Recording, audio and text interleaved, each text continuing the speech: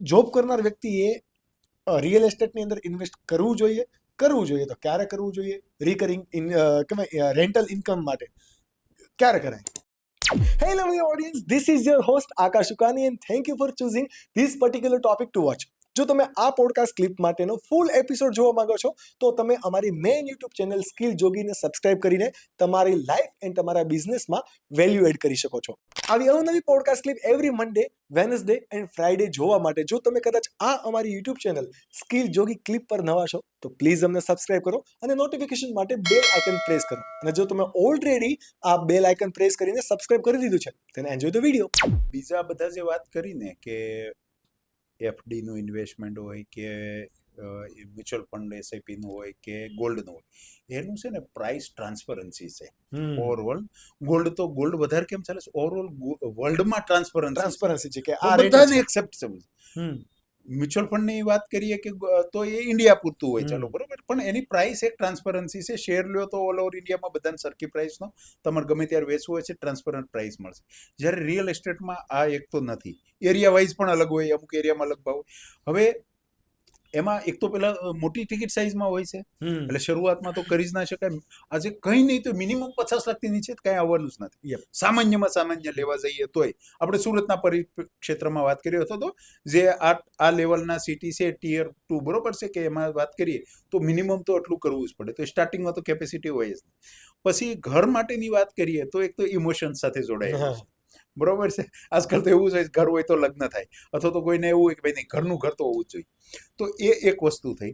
ખાલી ઇન્વેસ્ટમેન્ટ પર્સપેક્ટિવથી હવે નથી લાગતું કે એ વાઇઝ ડિસિઝન હોય. કારણ કે જેટલું જો કોઈ પણ ઇન્વેસ્ટમેન્ટ કરો, બરોબર, અમુકમાં એવું હોય કે એફડી નું ઇન્વેસ્ટમેન્ટ છે તો એમાં કેપિટલનો ગ્રોથ નથી થતો. તમે લાખ રૂપિયાની એફડી કરી, 7% વ્યાજ આવે, 7% આવી જાય, લાખના લાખ જ રહ્યા. ગોલ્ડમાં કર્યું તો એમાં રિટર્ન કાંઈ નથી મળતું, એમાં પ્રાઇસ એપ્રિસિએશનનો બેનિફિટ મળે છે. શેરમાં કર્યું ઇક્વિટીમાં તો એમાં બે બેનિફિટ મળે છે કે ડિવિડન્ડ પણ મળે અને એનો ગ્રોથ પણ થાય. પ્રાઇસ વધી તો ગ્રોથ થાય. મ્યુચ્યુઅલ ફંડમાં પણ એ રીતે છે, કારણ કે એ શેરમાં જ રોકે છે એટલે એમાં પણ આપણે ડિવિડન્ડના રૂપમાં અથવા તો એસડબ્લ્યુપીના રૂપમાં લઈ શકીએ. રિયલ એસ્ટેટમાં પણ બે એંગલથી કે રેન્ટ અને પ્રાઇસ એપ્રિસિએશન.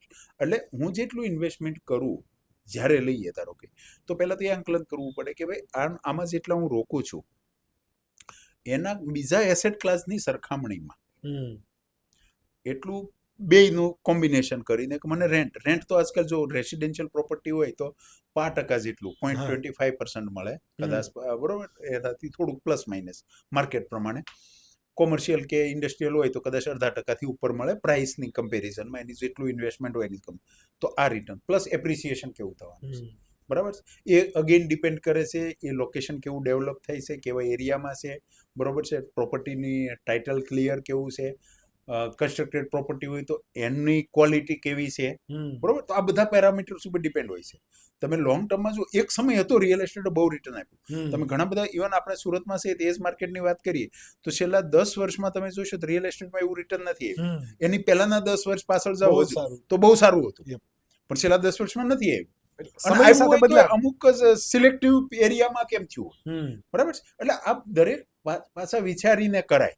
કારણ કે આ કેવું છે કે જે તમે પ્રોપર્ટીનું બજેટ છે એને જ્યાં સુધી તમે પૂરા નંબરની રીતે આંકલન કરીએ કે ભાઈ હાલો એટલું, એક ઉદાહરણ સિમ્પલ લો કે 1 કરોડનું કોઈને ઇન્વેસ્ટમેન્ટ કરવું છે. હવે શું થાય કે હાલો એની પાસે તો 30 લાખ રૂપિયા જ છે, આજે એની પાસે 30 લાખ રૂપિયા છે તો એને 70 લાખની લોન લેવાનો છે, બરોબર છે. હવે આપણે એવું લઈએ કે ઘર માટે ઘર લે છે, બરોબર છે.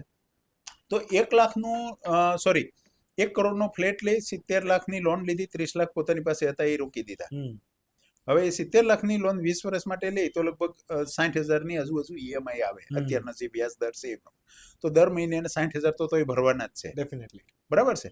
હવે એનું સામે બીજું ઉદાહરણ, એની સામે ફાયદો એને શું થયો છે કે મિલકત, હવે જો ગ્રોથ કેટલો થશે એ તો ભવિષ્ય કે પણ અત્યારે એને ભાડું નથી ભરવાનું, તૈયાર ફ્લેટ લઈ લીધો છે તો 60,000નું ઈએમઆઈ ભરે છે ને રહે છે. હવે આપણે એવું ધારણ કે 30,000નું ભાડામાં એ ફ્લેટ મળે છે તો પણ એક્સ્ટ્રા 30,000 તો આપે જ છે. ટોટલી ઈએમઆઈ 60,000 ભરે છે. આ એક ઉદાહરણ છે. એની સામે હવે એક બીજું, હવે આ કેવું છે કે જો આંકડાને આપણે એક્સેલ શીટમાં કમ્પેરિઝન કરીએ ને ત્યારે રિયલિસ્ટિક ખબર પડે. હવે એ જ આંકડા હું ઉદાહરણ તરીકે કે ભાઈ આ લોકો 30 લાખ ડાયરેક્ટ મ્યુચ્યુઅલ ફંડમાં ઇન્વેસ્ટમેન્ટ કરી દે છે અને 60,000 તો એના ખિસ્સામાંથી પહેલાંય જતા જ હતા, લીધું ત્યારે જતા હતા. હવે જો નથી લેતો તો શું થશે? એના ખિસ્સામાં 60,000 જવાના જ છે. આપણે એવી રીતે કરીએ કે 30,000 ભાડું ભરે છે અને 30,000 એની એસઆઈપી કરે છે.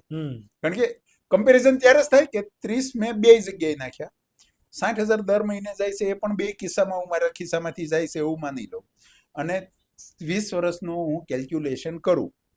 20 વર્ષે મારી લોન પૂરી થઈ છે એટલે મારું ઘર ફ્રી થઈ ગયું. 70 લાખની જે મારી લોન હતી પ્લસ વ્યાજ સાથે જે કંઈ મેં ઈએમઆઈ આપ્યું પૂરું થઈ ગયું.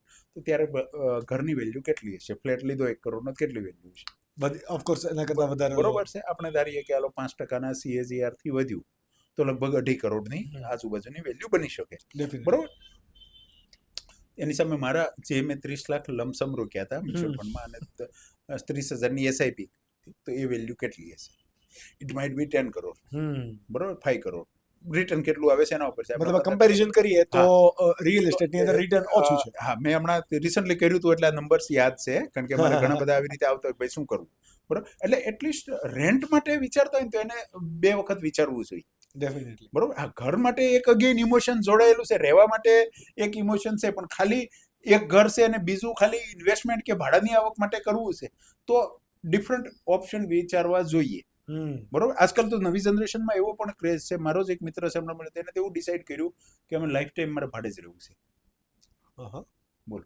હવે નવી જનરેશનમાં એ પણ આવે, જે લોકો આ મેથેમેટિક્સ સમજે છે અથવા તો ક્યાંક ને ક્યાંક આ કન્સેપ્ટ સમજ્યા છે, તો એ આવી થોટ આવી છે. એટલે જનરેશન વાઇઝ આ અમુકમાં ચેન્જ આવ્યું છે. અમુક મેટ્રોમાં એવું આવી ગયું છે નહીં ભાઈ હું ને મસ્તીથી ના રહું, મારે કોઈ જવાબદારી બહુ બધા કઈ પ્રોબ્લેમ થયો હોય ખાલી કરીને. અને બહુ બધા સેલિબ્રિટીઝ પણ અત્યારે વેસ્ટર્ન કન્ટ્રીઝની અંદર પણ બહુ બધા સેલિબ્રિટીઝ, નામી લોકો, ઉદ્યોગપતિઓ પણ રેન્ટ ઉપર રહેવાનું પસંદ કરે છે. હા, મારે મેન્ટેન કરવાની કઈ જવાબદારી નહીં, કઈ થાય તો મારે ટેન્શન નહીં. બરોબર છે. હું ફ્રી નો ફ્રી. બરોબર છે. મારે સારું ઘર જોઈતું હોય તો પાછા મસ્ત બીજા ઘરમાં જતો રહો. બરોબર. અને ઘણાની તો ટ્રાન્સફરેબલ જોબ હોય છે. બરોબર. સેટલ ના થયા તો એને પછી કરીને શું કરવાનું?